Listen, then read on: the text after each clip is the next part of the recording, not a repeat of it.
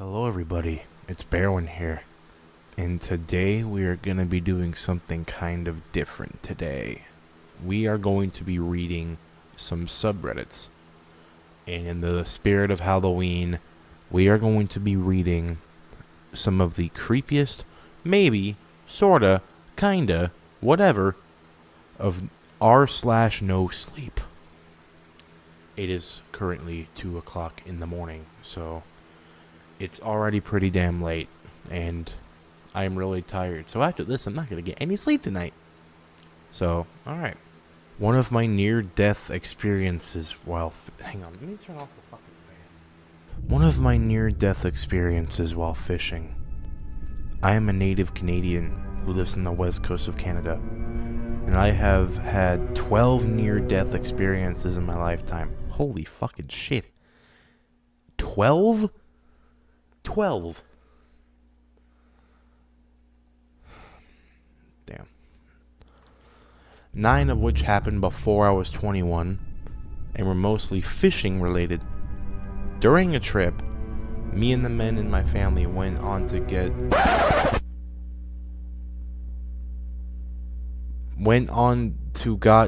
cockles.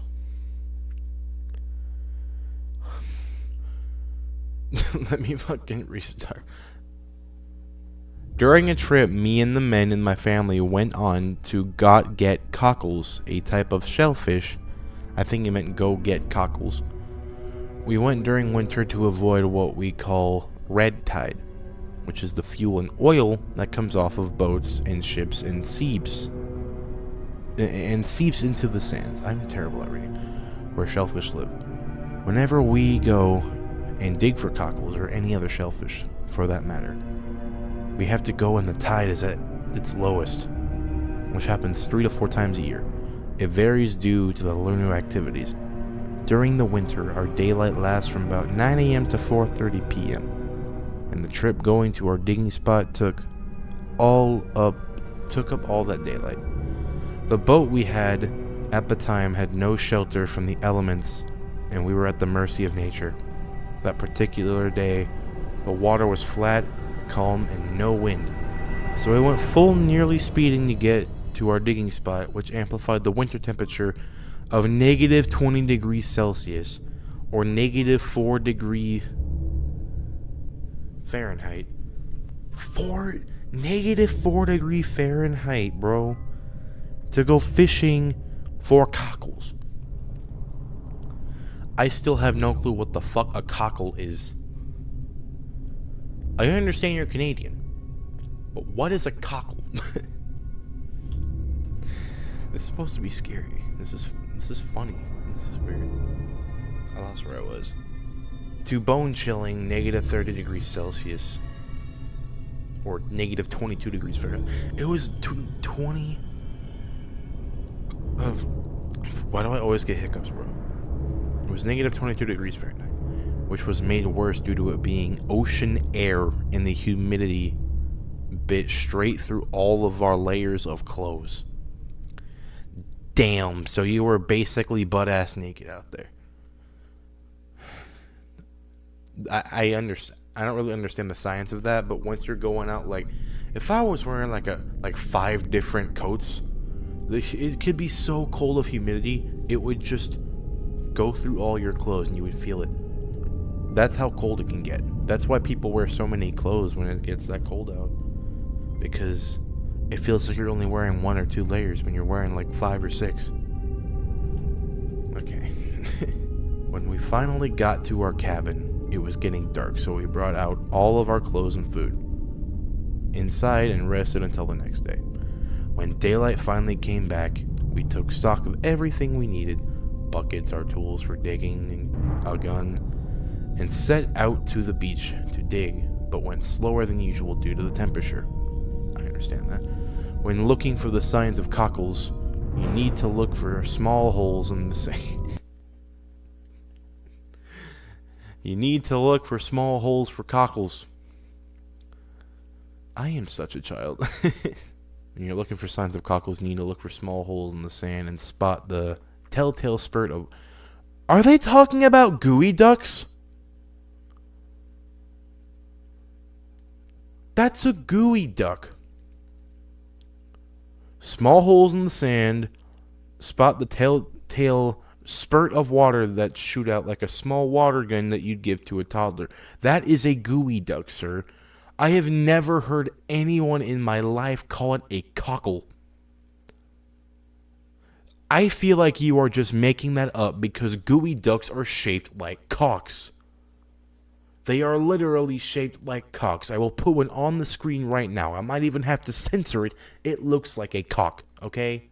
And sometimes 4 to 5 inches under the sand, you'll find them spurting out water, and you'll find more further down and around them.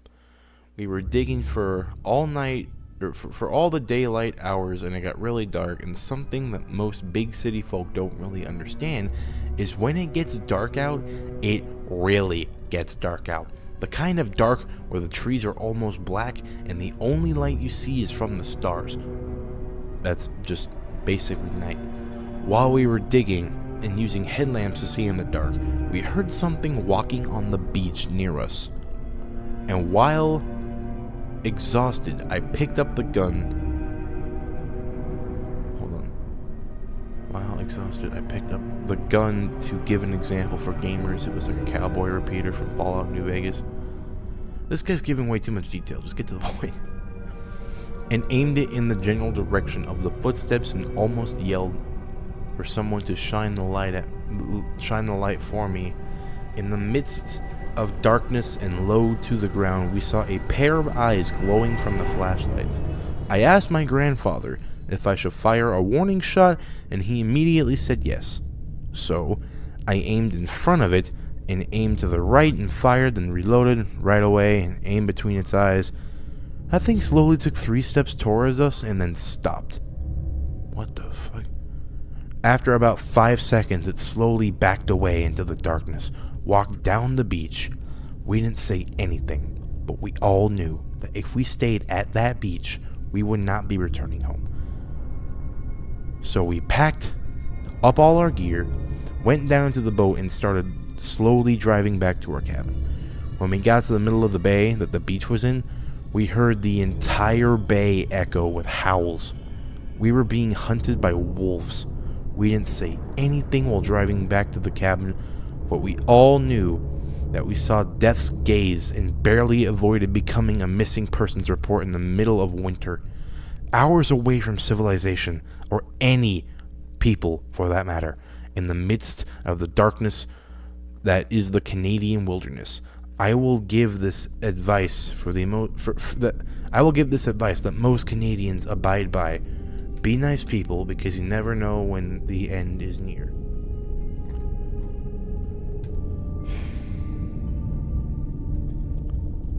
If I'm being honest, that story was so bad.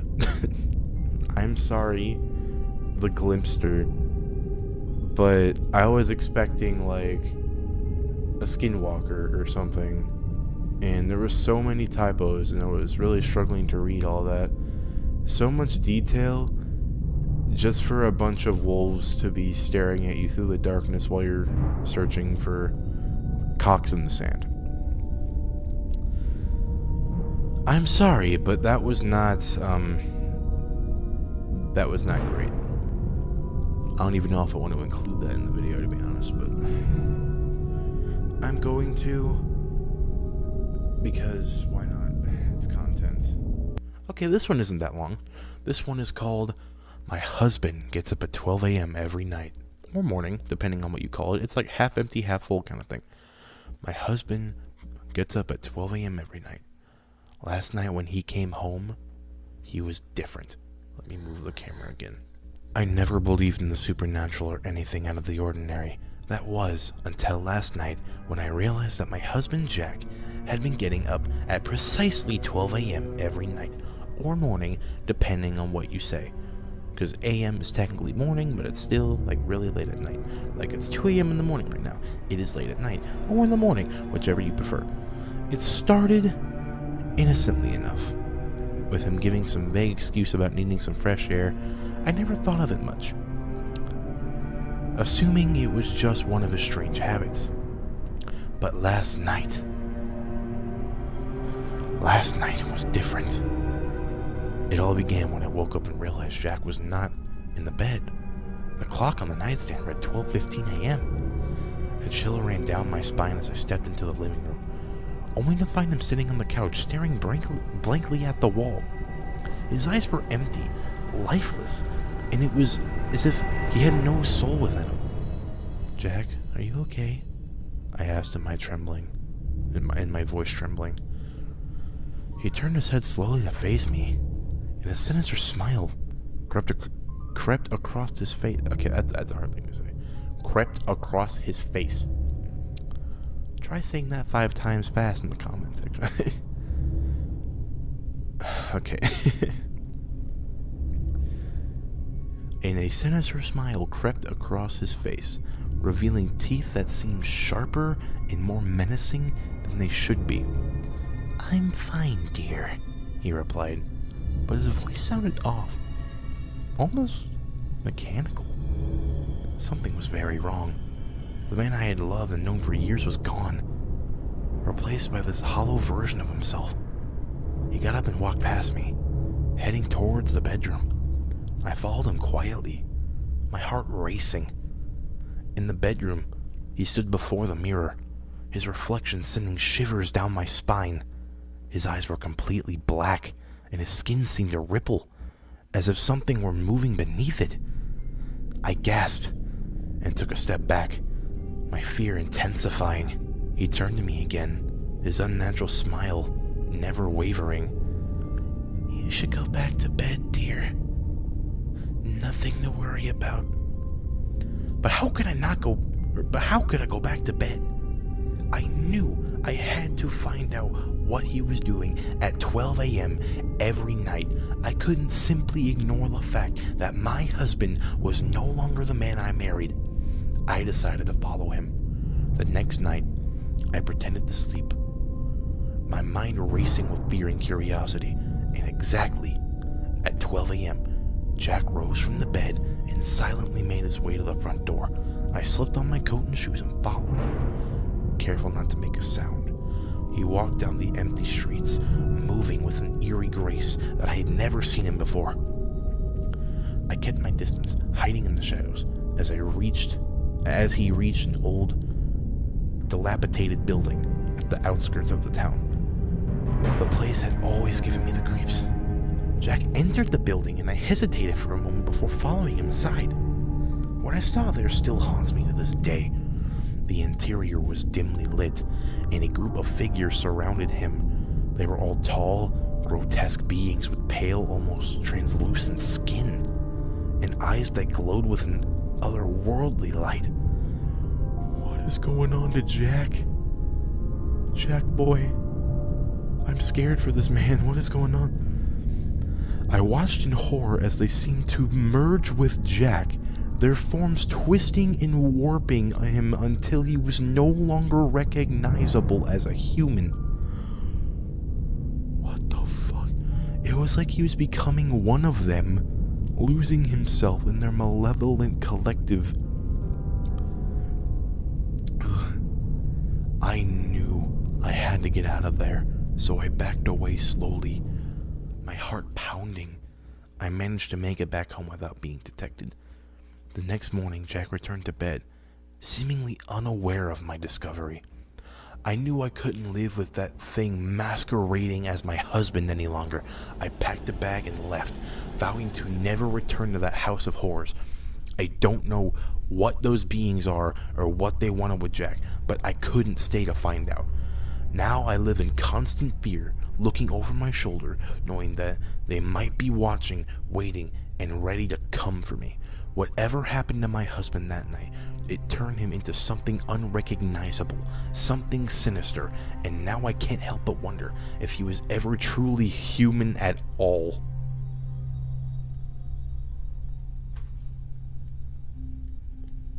That just gave me goosebumps.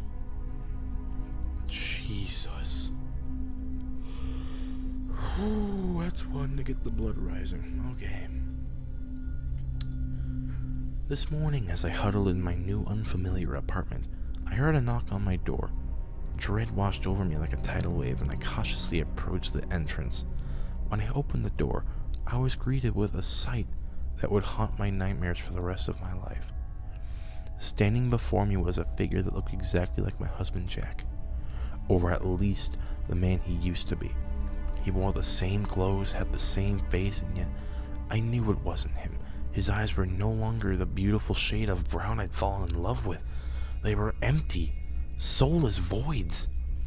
He looked at me with an expression that sent shivers down my spine, a twisted parody of the affectionate gaze he used to give me. "I missed you, honey. Please come home," he said, his voice devoid of any warmth or emotion.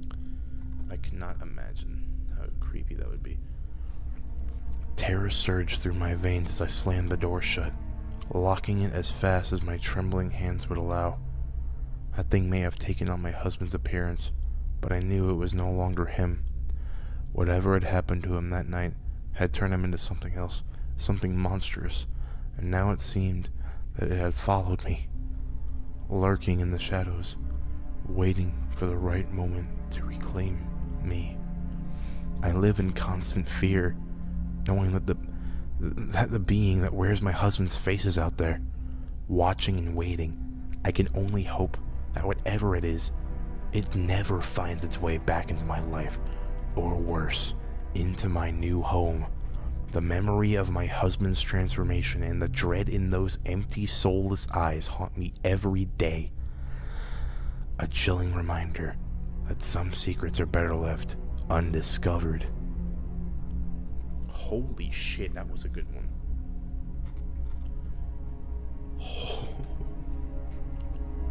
Creepy Grizzly. That was good. Solid. Short. Terrifying. Okay. I'm gonna grab my pants. Alright. This one doesn't look that long. I could probably crank out one more after this. This one's called The Last Time I Went Trick-or-Treating. We all remember that last time I went trick-or-treating. I believe it was 2 years ago. I was 17 years old. Here I am, 19 years old.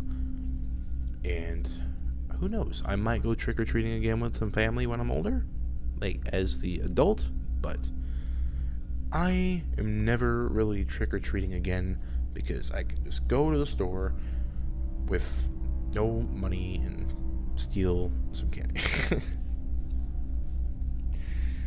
I hate having job anxiety. Okay. Anyways, let's begin. Oh shit, I just realized that I didn't do this before.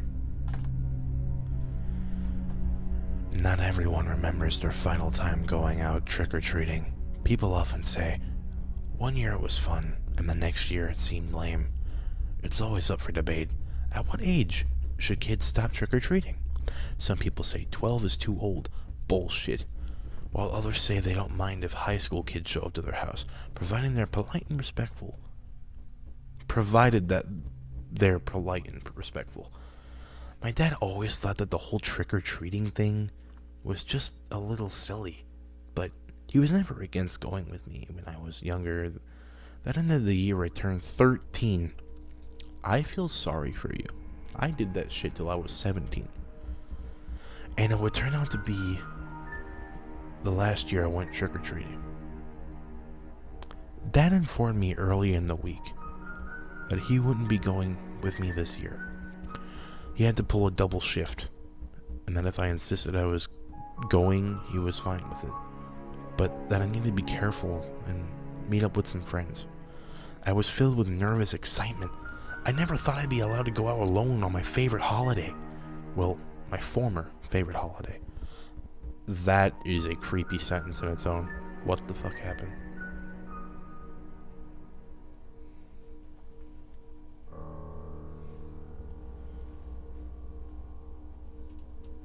I'm not trying to be creepy right now, but it sounded like there were fucking keys rattling behind me. Unless that was just my microphone.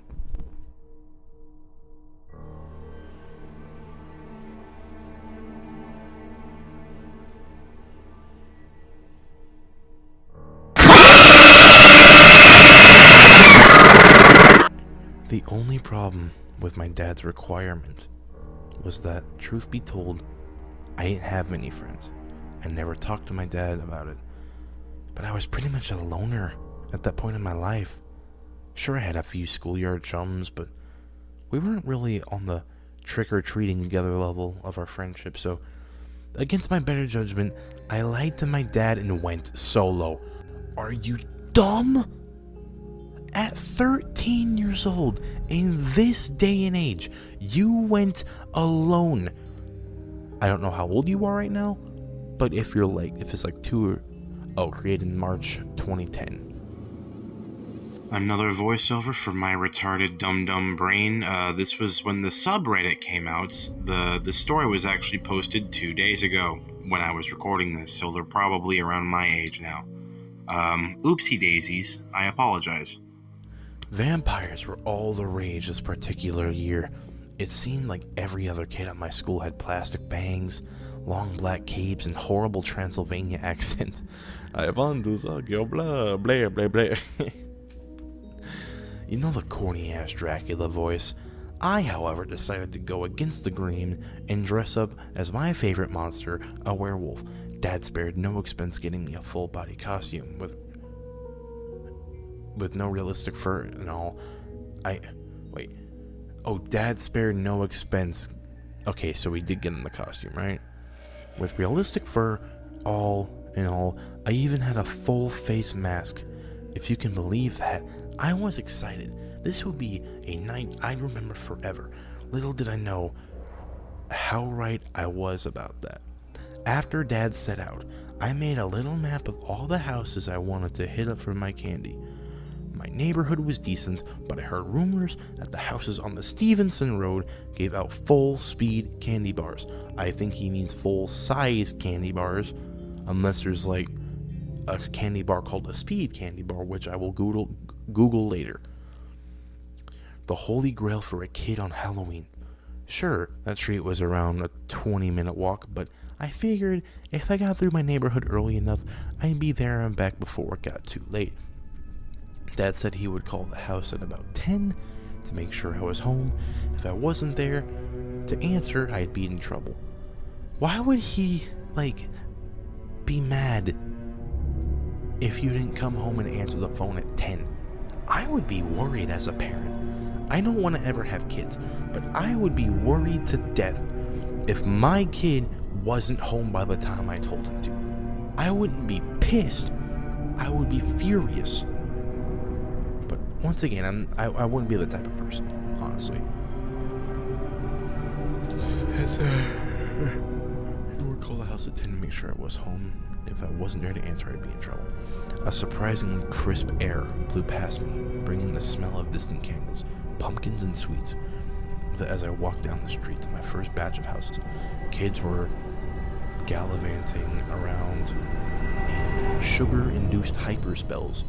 Parents are desperately trying to keep up with them, and the occasional older sibling trying to convince their younger, more gullible sibling that a pack of raisins was a fair trade for a Snickers bar.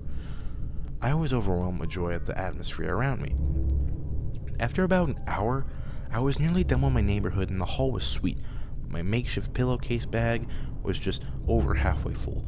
My man using the pillowcase. I use pillowcases nearly every time. That's my boy. Full sizable haul for me. It was around 8 p.m. and I debated whether or not I even needed to go to the Stevenson Road. After a brief inner monologue about this likely being my final year trick-or-treating and missing out on my last chance to get full-size candy bars, I began the trek out of my neighborhood. Once I made it to my destination, the reward was oh so sweet. Not only did all the houses have full-size candy bars, but they each gave me 2. My bag filled up pretty damn quickly after only another half an hour. A few of the people asked if I was alone. They seemed a little concerned, so I lied and said my dad was just around the road in his truck. I'm not sure why I lied. I guess I was afraid one or more of the overzealous parents would want to go with me for the rest of the walk, or even take me home. Couldn't have that happen until I hit every single house on the road. That I can understand. I'm not trusting a single soul if I'm out on the road. But, like, it would be really creepy if a random parent was like, where do you live? Let me take you home, and end up walking you home with an adult that you have no clue who you're walking with.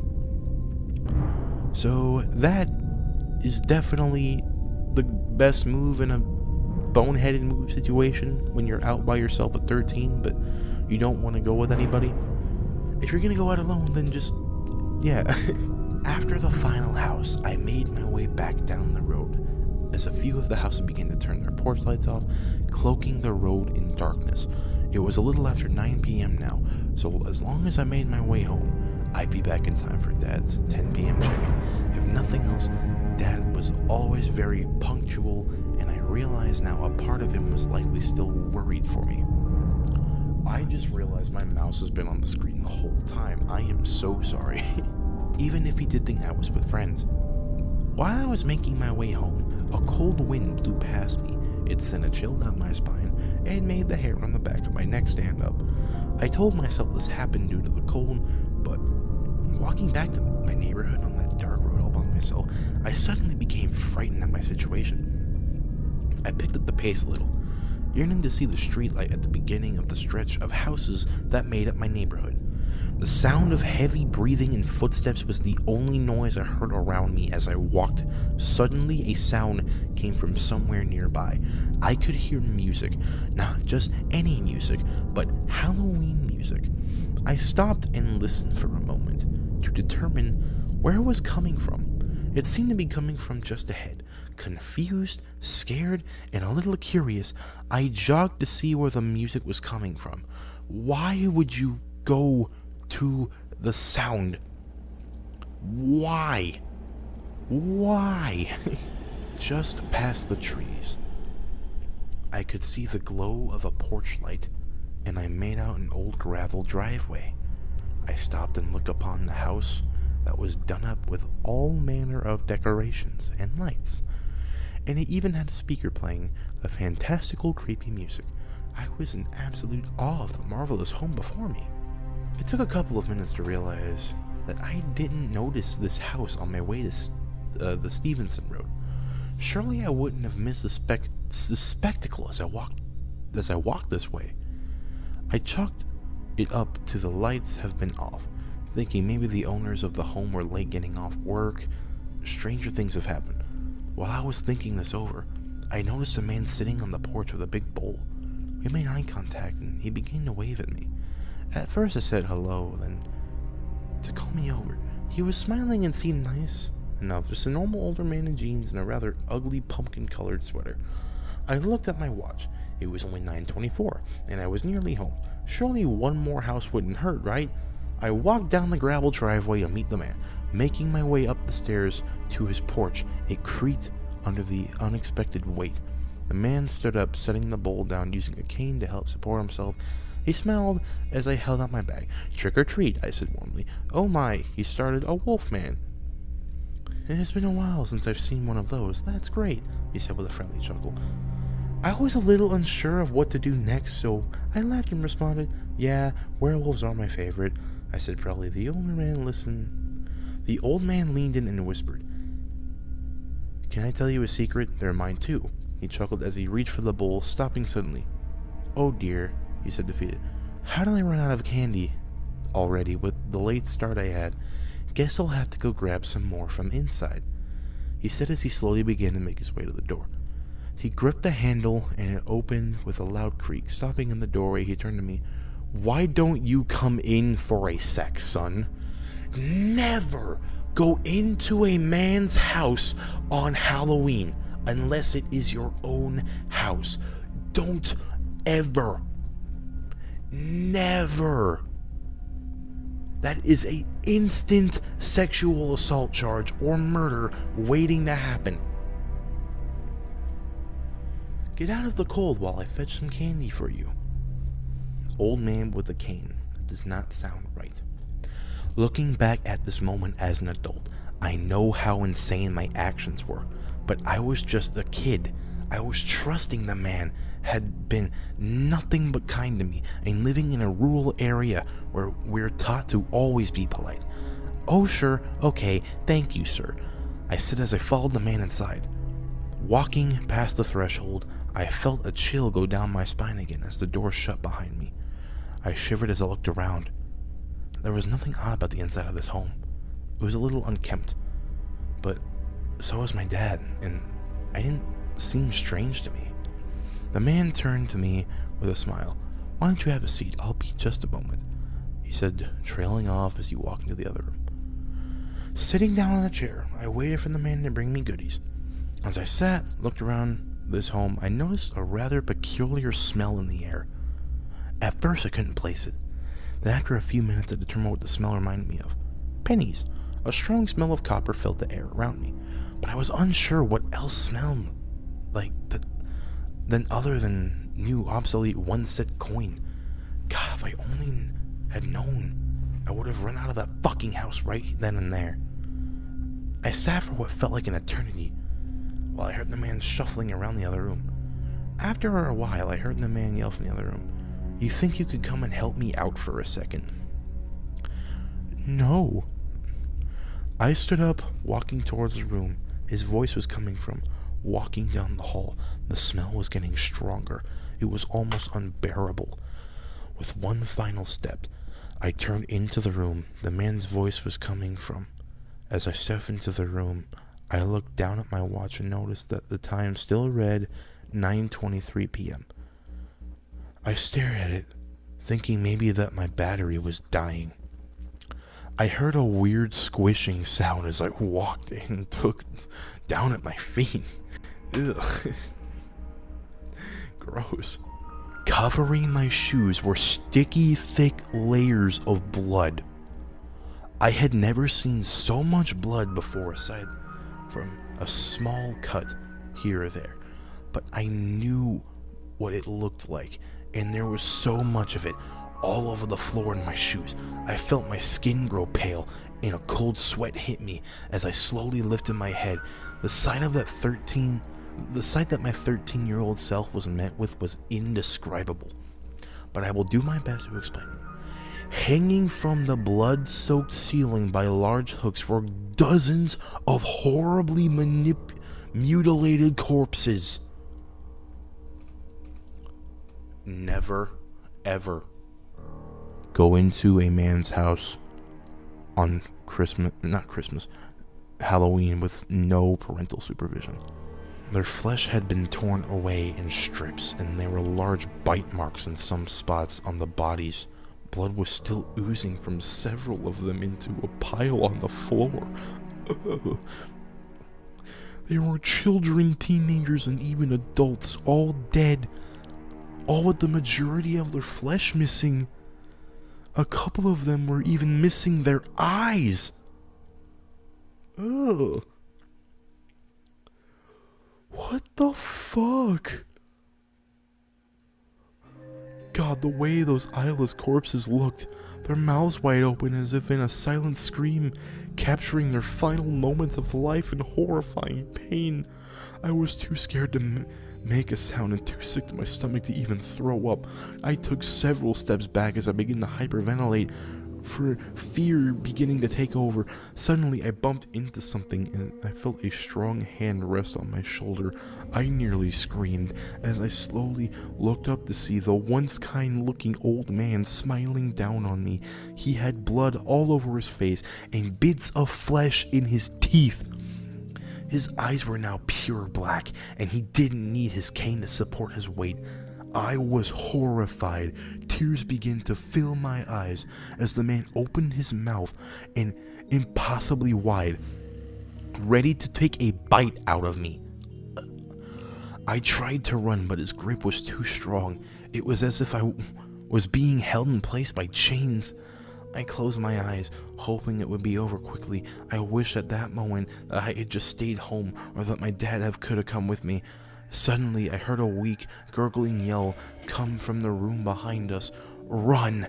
it yelled. I opened my eyes and looked to see that one of the bodies hanging from the ceiling was trying to free himself, making as much noise as possible.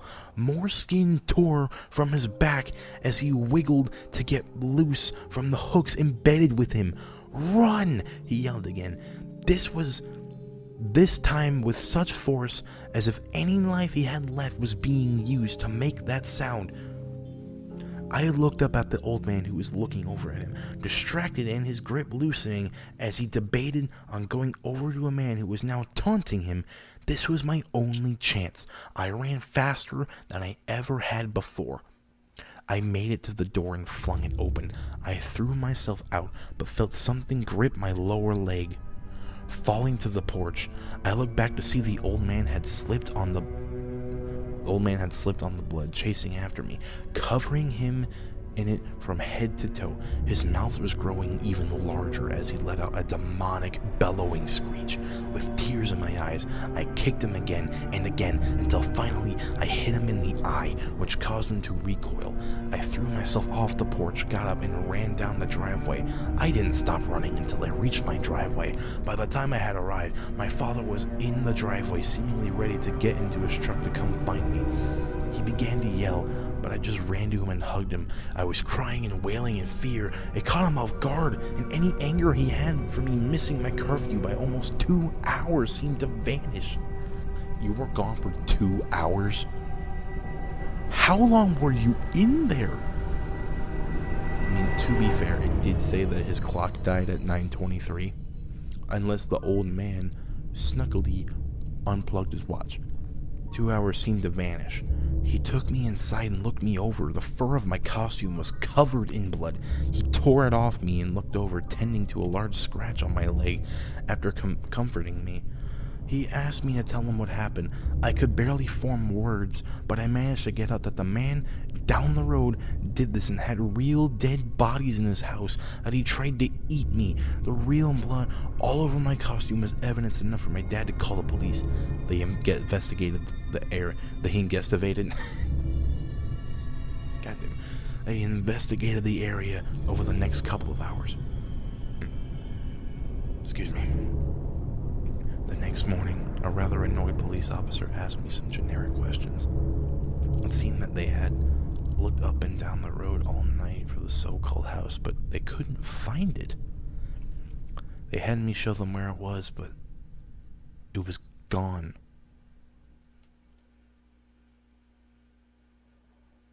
Huh? Oh. I am pale right now. I couldn't explain it. I knew what I experienced was real, and I had the bloody costume and scratch marks on my leg to prove it. The police chalked it up to a prank gone a little too far and called off the... What a fucking dick! My dad never doubted me, thank God. But there was only so much he could do. Sometimes at night he'd go up and down the road looking for the mysterious house, but he never found anything. He spent years trying to find it, or the man I described.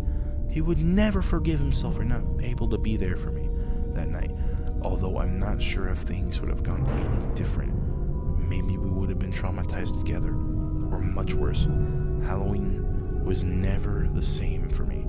Even after seeing several therapists, the idea of leaving the safety of my home on that night, or most nights for that matter, seemed impossible. Now, all these years later, I still think about that night a lot. What was that house? What was the creature inside of it? Does it only come out on Halloween? I'll never have any answers. But most of all, I think about the man who saved my life.